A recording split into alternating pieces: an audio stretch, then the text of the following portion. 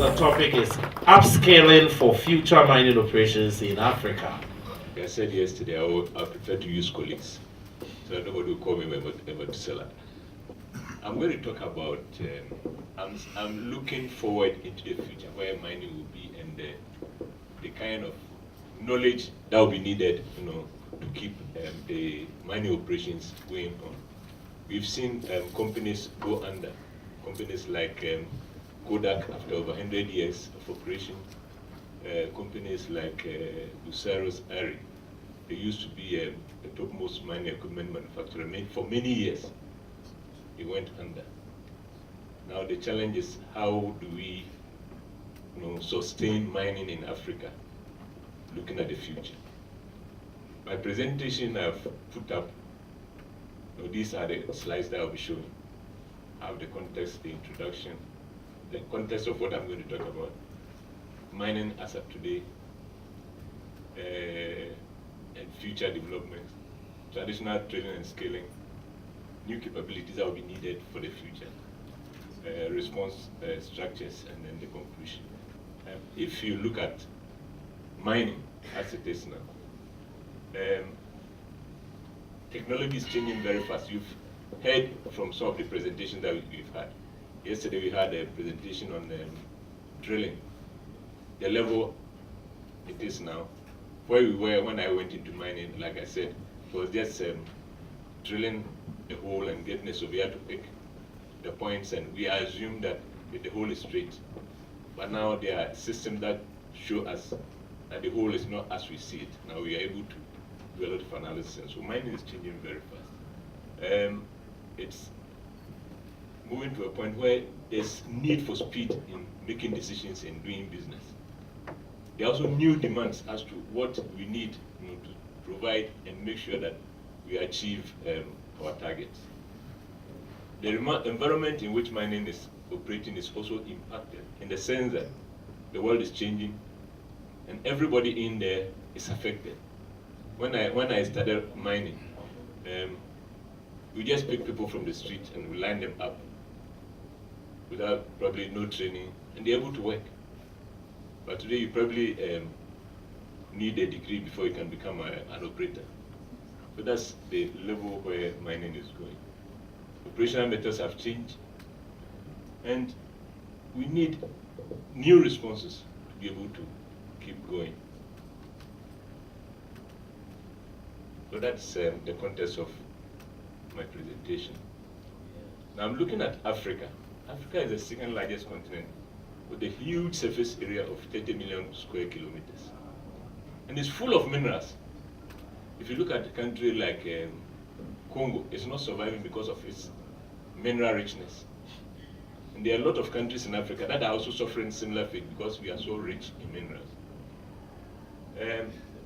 In 2012, if you look at the resources that the world produced, Africa has, the resources of the world, Africa had, at that time, 20% of the world's gold, 18% of the uranium, 60% of cobalt, which is very, very important. Cobalt is very important. The reserves in bauxite and platinum was among the top in the world in terms of quantities. And the African's economy is mostly driven by mining and minerals. So that's where Africa stands now. Now, things are changing very fast for us. There's demand for more minerals if you look at the growth of the world. Everything is moving. Now, maybe 10, 15 years ago, we didn't have China. But now China is all over the world trying to grab anything that's available so that we can keep the machine of manufacturing going on. So the demand is on people like us who have got minerals. And we also realize that mining is not the galamsey that we know. If you want to do mining, it's very capital intensive. I worked with them. I was doing some job for some of these small scale miners. And what he's doing is that he's seen some people digging around. They've got artisanal holes. So once he's seen them, it means that there's gold there, and he starts to mine. You can't do that anymore because it's very, very risky. For all you know, they have hit only the eye of the gold. Once you get in there, with all your money put in, you find that you'll be very sorry that you didn't take the necessary measures. We also have to change mining methods. If you look at our time, when you talk of narrow reefs, we're thinking of real methods, shrinkage, and things like that. But now we are using equipment like Alimak and others, trying to mine narrow reefs economically. Times are changing. We've also had to use new methods in management. We didn't have things like contract mining where, in our case, the mining company had to provide all the capital. But today we have companies that will give management the support in terms of giving them the service to do their mining.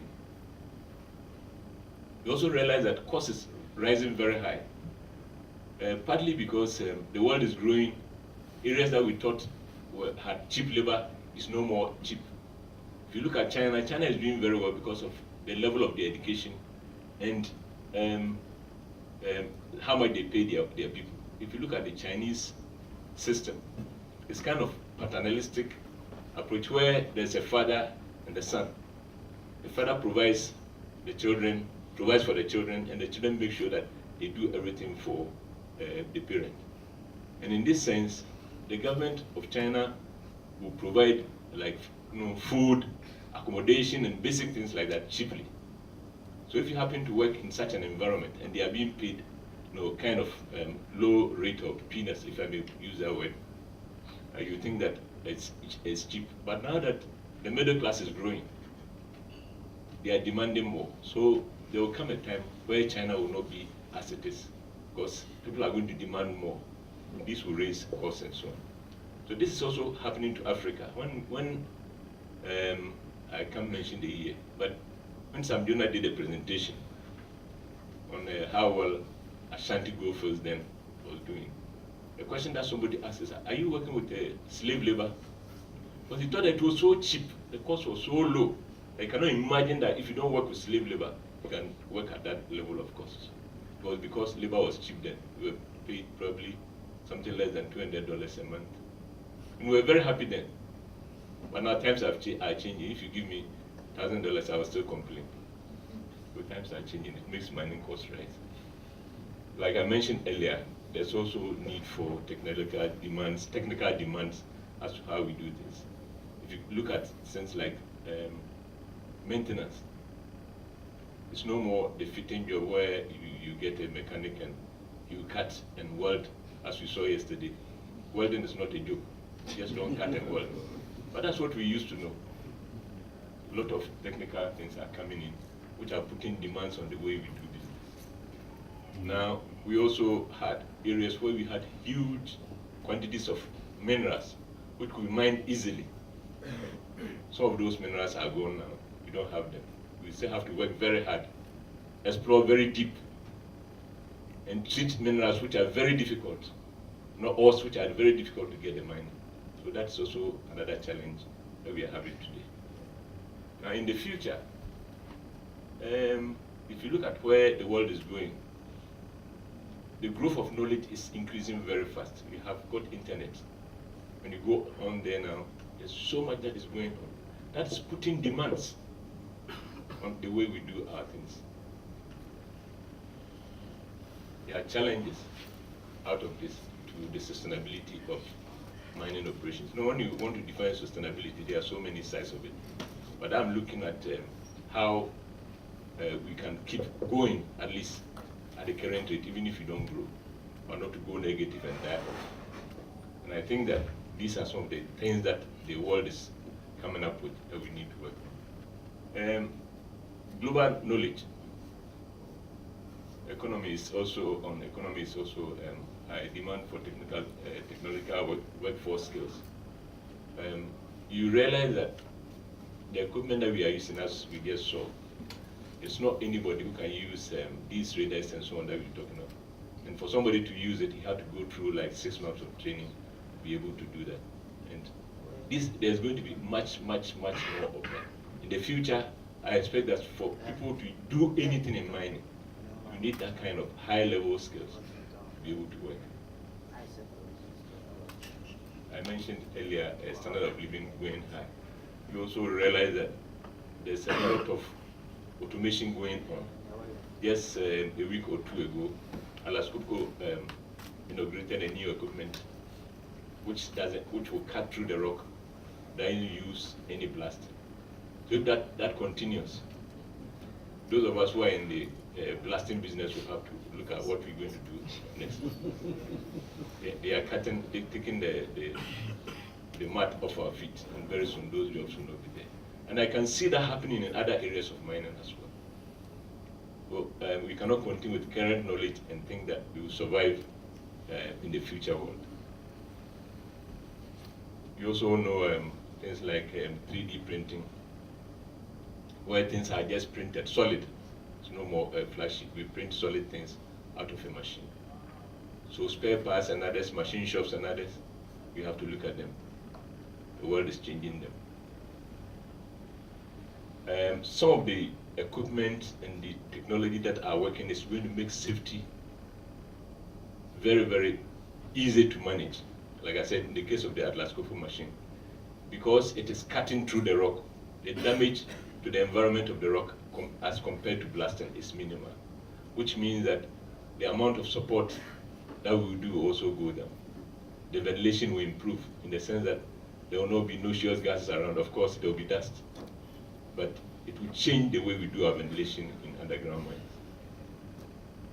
Environment and other issues will be taken to new levels.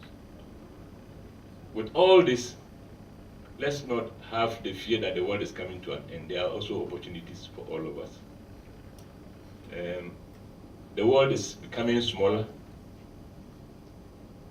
probably with satellites and internet and so on. There are no more boundaries as to this is a Ghanaian knowledge or Nigerian knowledge or whatever. So these are opportunities. You go on the net and it's there for you.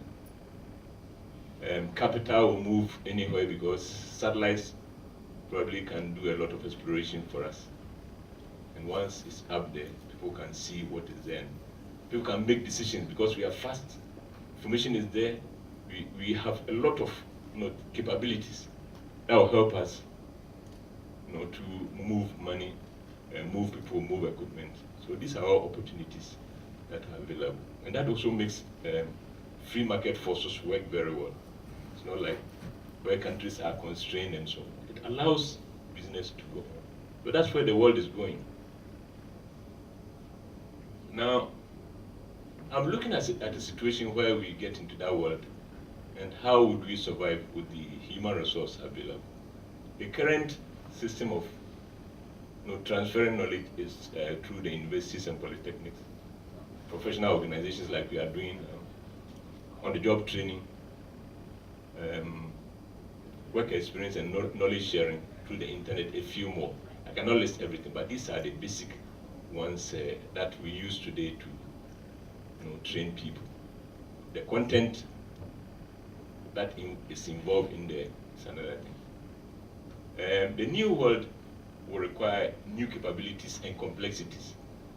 Things are going to be different. The way we think will have to change. It's not going to be like I'm a mathematician and that's enough. I'm a mechanic and that's enough. It's not going to be like that anymore. The new demands will be that you probably have to be a mechanical and electrical person at the same time so that you can do a lot of things and understand issues better.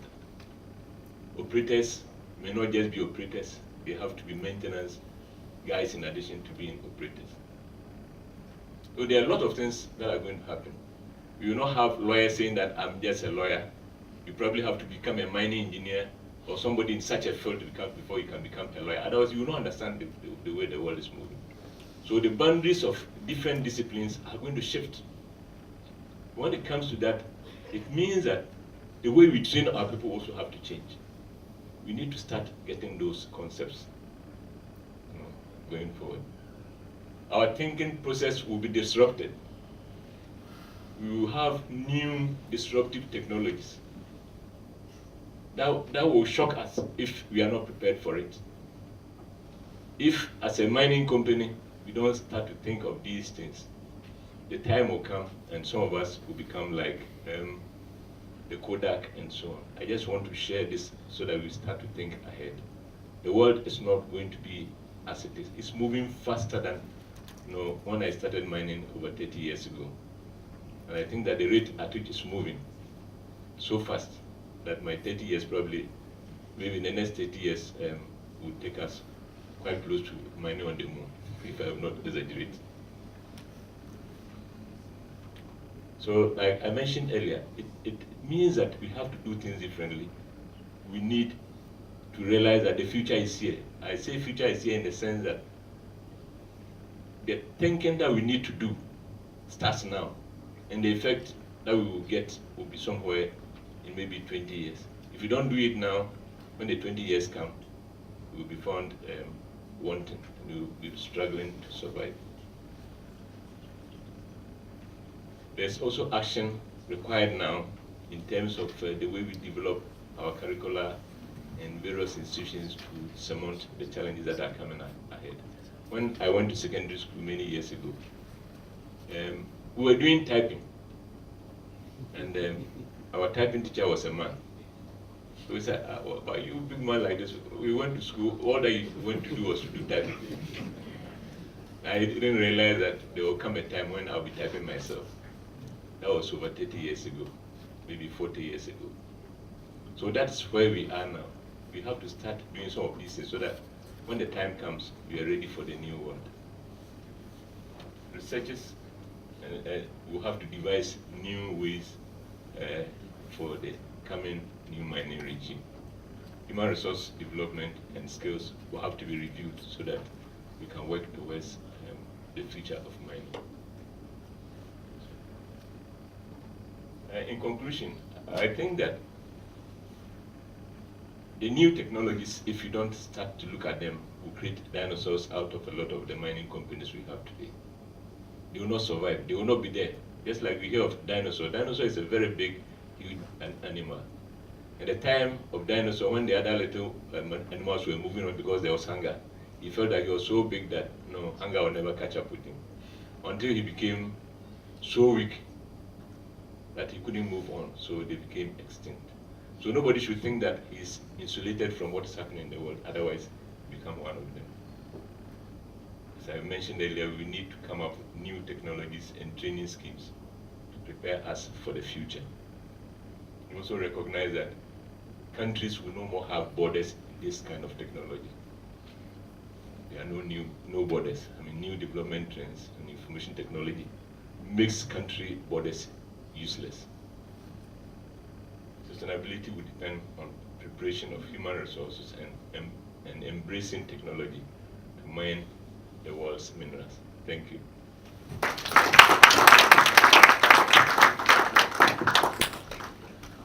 Oh, thank you, Mr. Bashir.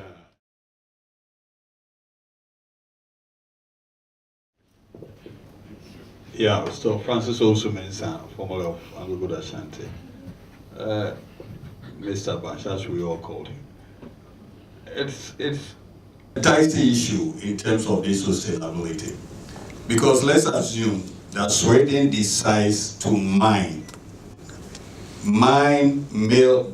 transport, and mail with one person sitting on a computer. Do we as Africans have to go that route? Because here's the case: Sweden's unemployment rate is, I think, less than 3 or 4%. And Ghana and the rest of West Africa is hovering between 20 and 10%. So if they decide to mine with one person sitting in their computer room, underground hall, and then mail, and we decide to follow suit, what is going to happen? Is that sustainable? That's my problem. Or if we go that route, we'll end up probably maybe building snow houses in Africa. Because that would be the cheapest way to go. So that is a bit of a conundrum, as we will say, because we are facing the challenge of trying to upskill to catch up in terms of technology. At the same time, that technology is not helping the African context. So how do we manage the two? We need to train people to go to Australia, to go to Sweden. We can't train them with typing on the old typewriters. They need to be up and doing with their laptops and iPad and whatnot. But at the same time, within the locality, what can we do? How do we blend the two? Thank you. My little worry is, don't you think in the near future, all these tremendous technologies will finish these resources within the shortest possible time? Yeah, mine will be a contribution. Yesterday during my presentation, I can see that most of you were not here. But to add a little bit to what you just said, the world is going in such a direction that we also need a paradigm shift in the way we lead our teams, the way we lead our businesses.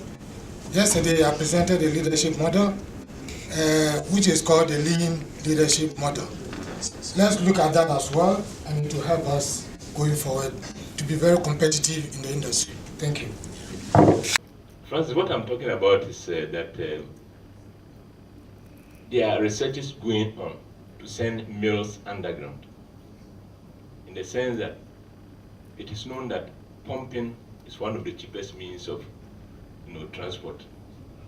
So if you can set up a mill underground, you don't need pipes. You only need hose, and you're able to pump up. The wear rate is lower.